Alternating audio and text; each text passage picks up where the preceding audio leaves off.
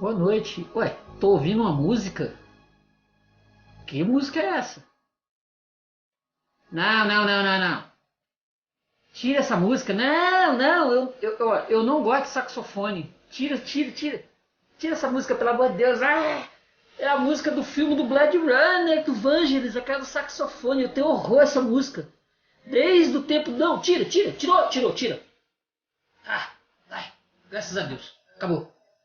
Olha o silêncio. Ufa. Ufa! Boa noite, tudo bom? Eu não vou falar do filme. Boa noite, gente, tudo bem? Eu não vou falar do filme do Blade Runner. Eu não quero falar do filme do Blade Runner. Se eu for falar alguma coisinha, vai ser uma ou outra ideia que eu tenho sobre o filme. Eu não quero falar sobre ele. Eu vou falar sobre outro negócio que não é sobre o Blade Runner. Não é sobre o Blade Runner, pelo amor de Deus, hein? Ó, se você estiver assistindo esse vídeo pensando que eu vou falar do filme, esquece, tá? Esquece, esquece. Ó, antes de falar qualquer coisa, dá um joinha aí, curte, beleza? Curte o vídeo, dá um joinha, ó, se inscreve no canal, ó, comenta, beleza? Tranquilo? Ó, hoje, como eu não vou falar do Blade Runner, eu vou falar desse livro aqui, ó. Desse livro aqui, ó. Tá vendo? Androides sonham com ovelhas elétricas.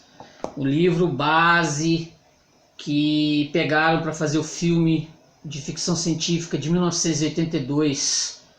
O Blade Runner, famoso, que tem umas 4 versões aí, etc, etc, etc. E ainda teve uma outra aí que Deus o livre, Blade Runner 2049, que eu não vi e assim, não vi, não gostei, não quero saber, tem raiva de quem sabe.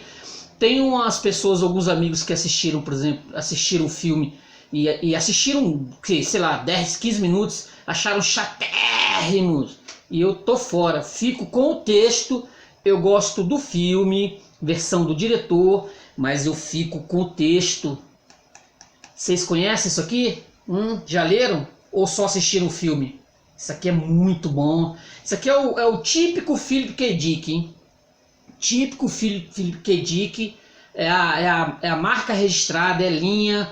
O cara escreveu material bom pra caramba. Tem uma carta de bons livros, de bons textos, bons curtas, etc, etc. O cara era muito bom. Maluco de pedra, segundo as nossas convenções politicamente corretas do mundo que nós vivemos. Malucaço, malucaço. Morreu dois meses antes da estreia do filme de 82. Não viu sucesso. Que, aliás, o filme não fez sucesso, né? Ele foi fazer ao longo da década de 80, mas em 82 e 83 era considerado uma bomba. Um filme ruim. A galera não aceitou.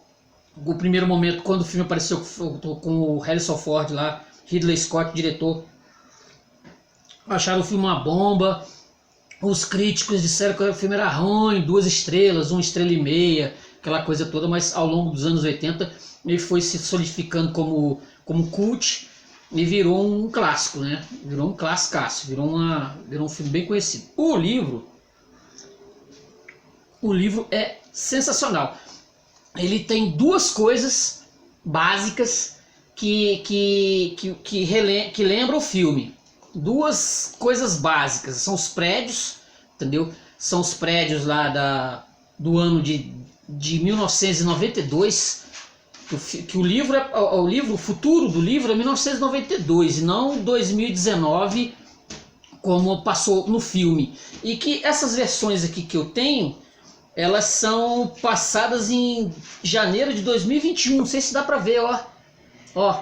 Mas originalmente o livro o futuro do livro era 1992, mas as versões que vieram com o tempo passaram ele para 2021. Teve uma versão aí que eu li que é 2019, deve ser por conta do filme, mas originalmente era 1992, o futuro tétrico, sem esperança, que o K. Dick colocou. Por que ele colocou isso?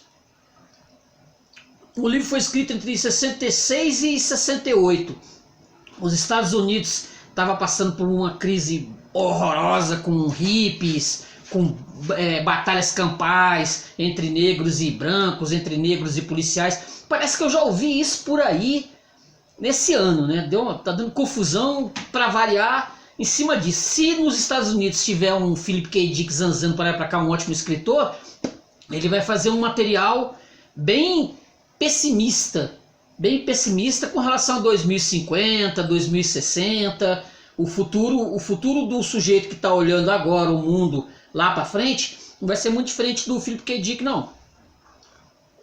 Então, com relação a isso, o mundo do livro futuro, 1992, 2019, 2021, seja lá a versão que for interessante aí para a galera, o futuro não era nada promissor. Nesse ponto, isso aqui me lembra muito 1984.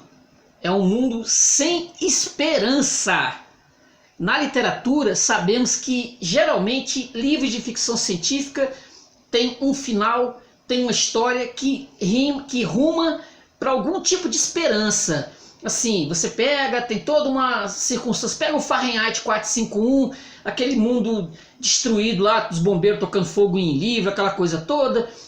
Aí as pessoas fogem para algum lugar, aí eles decoram trechos de livro, ou decoram livros inteiros, já que os livros estão sendo queimados, eles vão para os locais lá e com os livros de memória. Um livro de memória para que no futuro eles sejam novamente lançados. A cada pessoa se encarrega de um livro. Existe um futuro nisso. Aqui não tem isso não. O mundo passou por uma guerra pavorosa, uma guerra radioativa pavorosa, e existe uma poeira radioativa, que tá em todas as coisas. Ela cai e vai. E a primeira coisa que ela fez foi matar praticamente todos os animais. Todos os animais morreram, pouquíssimos são encontrados na natureza, e quem detém um animal, seja lá um carneiro, um macaco, um bode, uma aranha, qualquer bicho que seja, quem tem um animal em casa guardado, quem consegue ter um animal, ele é visto socialmente como algo extraordinário, um ser extraordinário. É como se o cara que tem hoje $1 bilhão, $1 milhão, ele é uma pessoa que na sociedade ele está lá no topo. Você é visto socialmente como alguém diferente, desde que você tenha um animal em casa. Então, para acontecer isso, as pessoas pagam fortunas por um bicho, um bode, uma cabra. Imagina, você tem uma cabra. É símbolo de status você ter uma cabra. Nesse futuro aqui do K-Dick aqui. Uma aranha. Se tiver uma aranha, já é uma uau. Porque as pessoas têm animais, como vou dizer, são uma espécie de robôs. Um androide.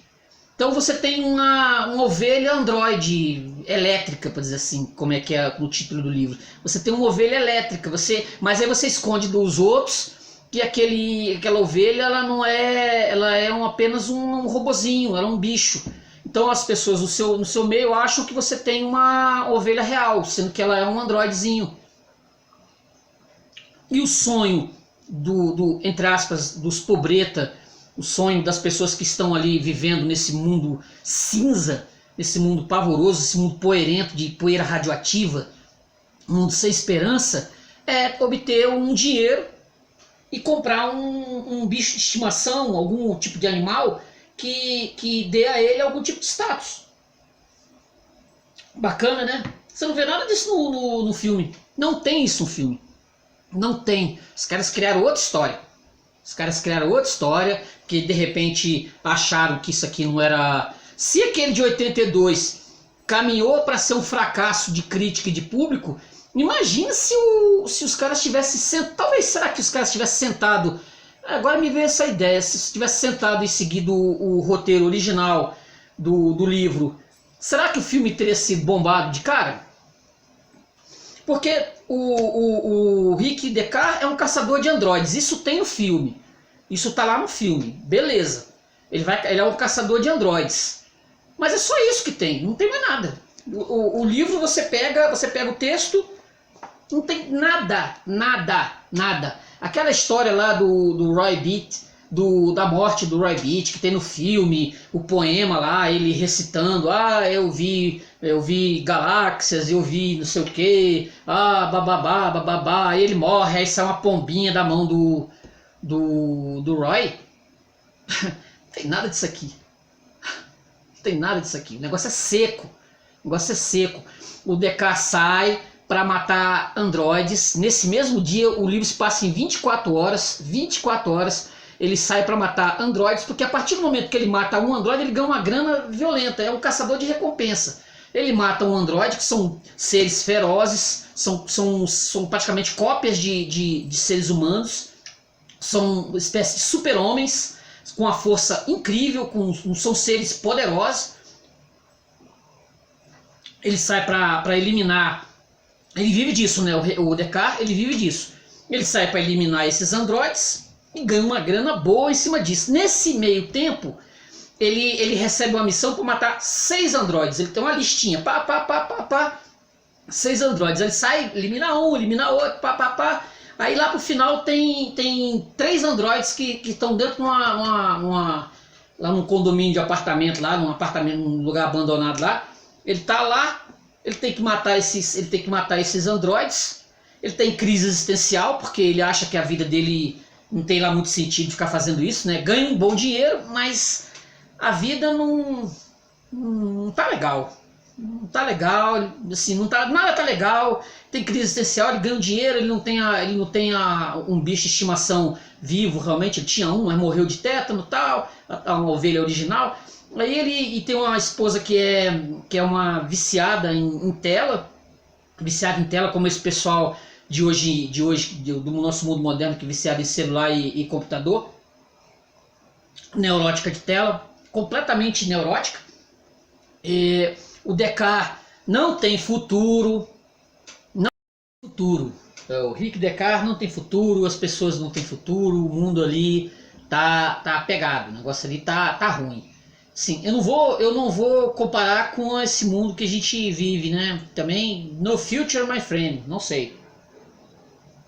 Olha só, vou ler uma passagemzinha do capítulo 2, do começo do capítulo 2 do Android Dreams Electrical Ship.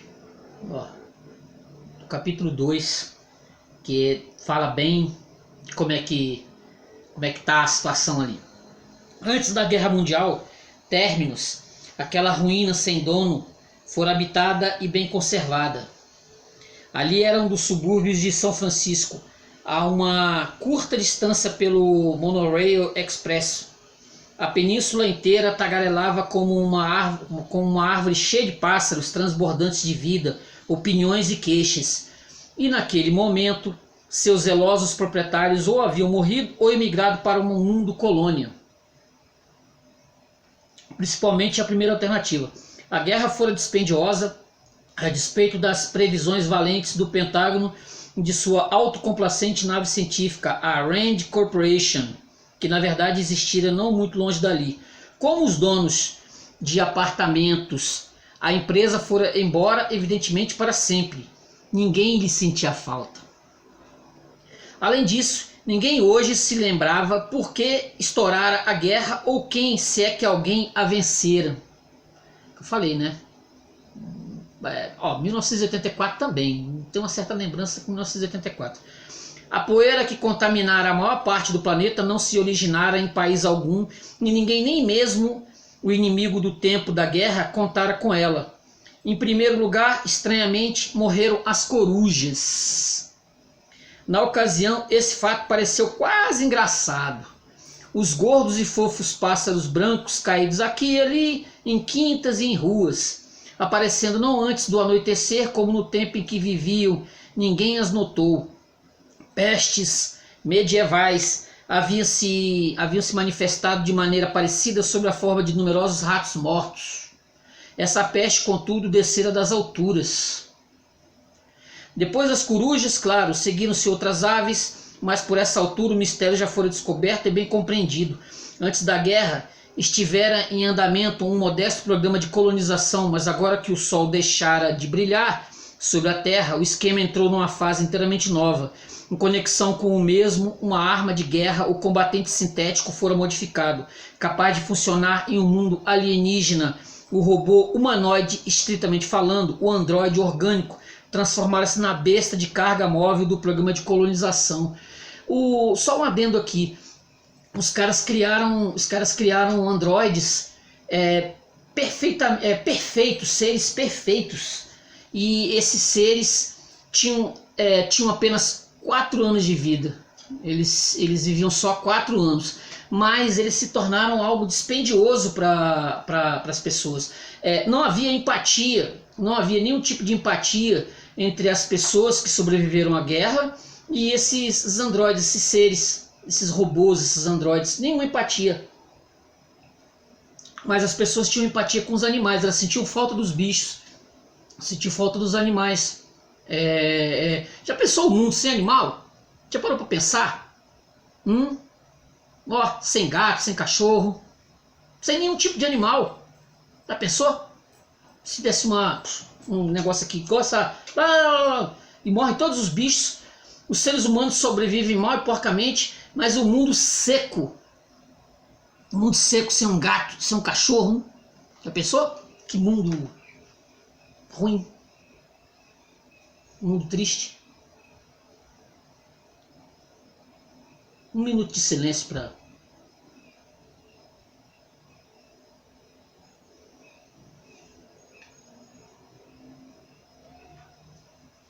Que mundo, né?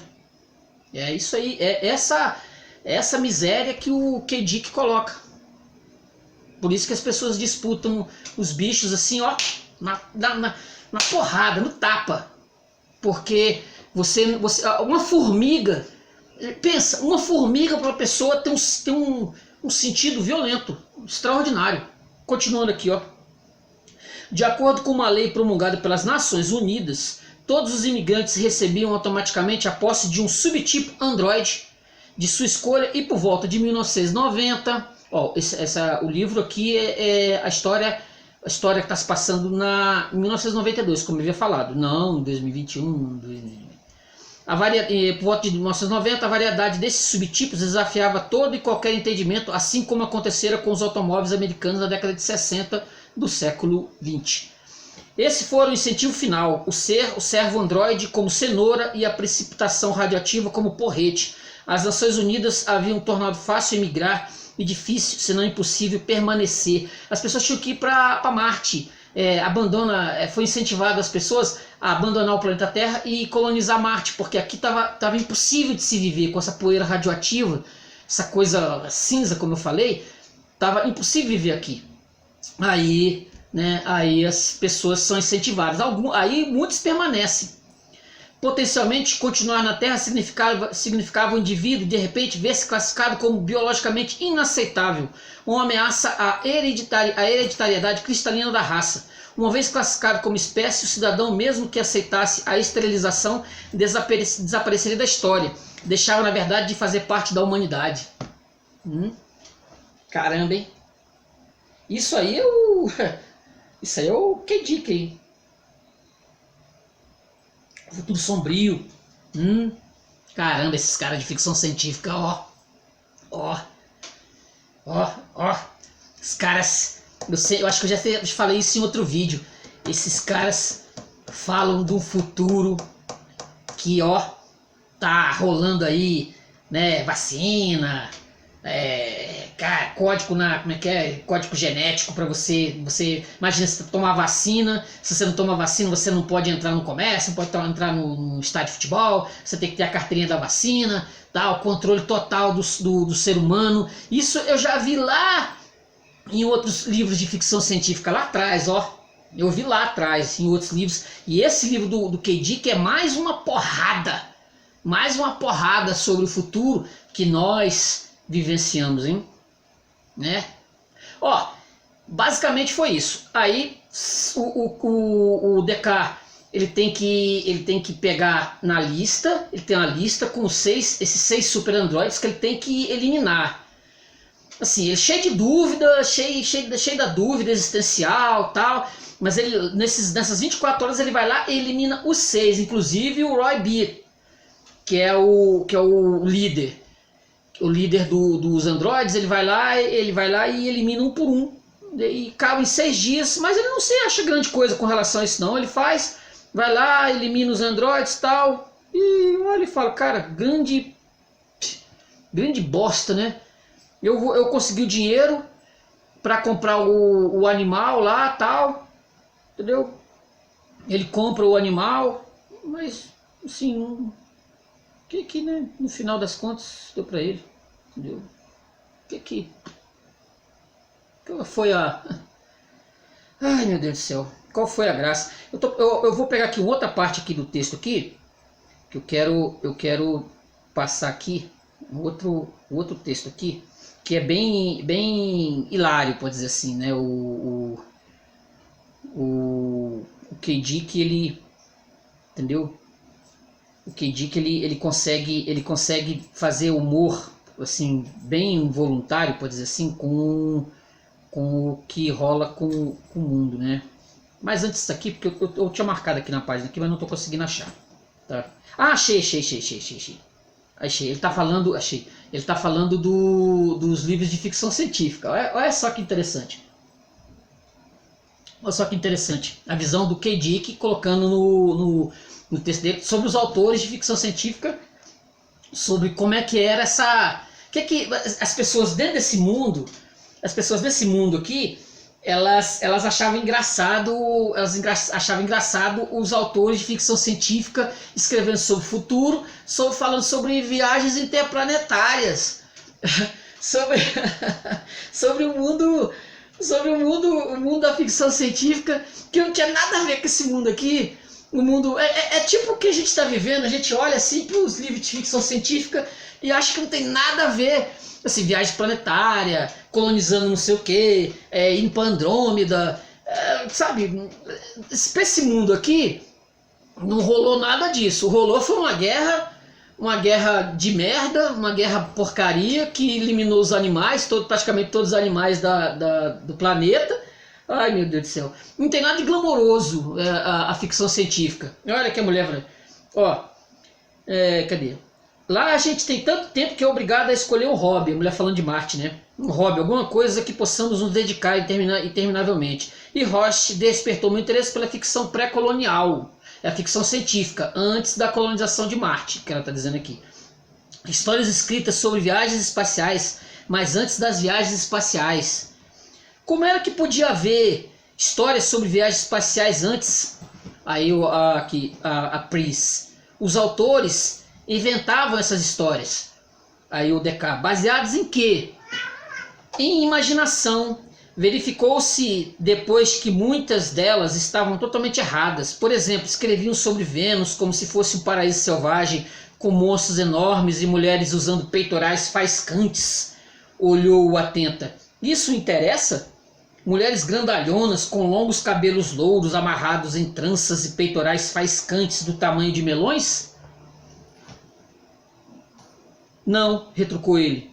Ingar é loura, diz Pris, mas baixinha. De qualquer modo, pode-se ganhar uma fortuna contrabandeando ficção pré-colonial, velhas revistas, livros e filmes para Marte. Nada é tão excitante como isso. Ler sobre cidades e enormes empresas industriais e colonização realmente bem sucedida. Você pode imaginar o que poderia ter sido. O que Marte devia ser? Canais. Canais? Obscuramente, lembrou-se de ter lido alguma coisa sobre o assunto. Nos velhos dias acreditava-se que havia canais em Marte, cruzando o planeta todo, continuou Pris, e seres vindos das estrelas, com sabedoria infinita, histórias sobre a Terra, com cenários em nosso tempo, e mesmo depois, onde não há poeira radioativa. Eu pensaria, disse Isidore, que isso faria as pessoas se sentirem ainda piores. Não faz, respondeu Seca Pris. É exatamente isso, quer dizer, o futuro do pessoal lá do passado não tem nada a ver com o futuro que eles estão vivendo. É semelhante com o que nós temos aqui. Muitos caras escreveram sobre 2001, lembra? 2001, Odisseia no Espaço, 1968, Stanley Kubrick. Arthur Clarke, que em 2001 nós estaríamos colonizando, né, a Via Láctea. Aí a gente chegou em 2000, cadê? A gente olhou, dormiu.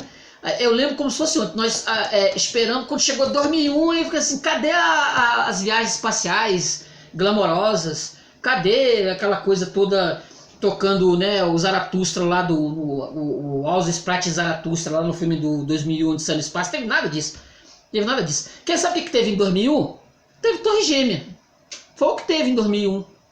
Ó, Torres Gêmeas lá, terrorista, etc, tal. Agora, a glamorização de ficção científica com viagem espacial e colonizar Saturno, isso a gente não chegou nem perto disso. Pô, bacaninha, né?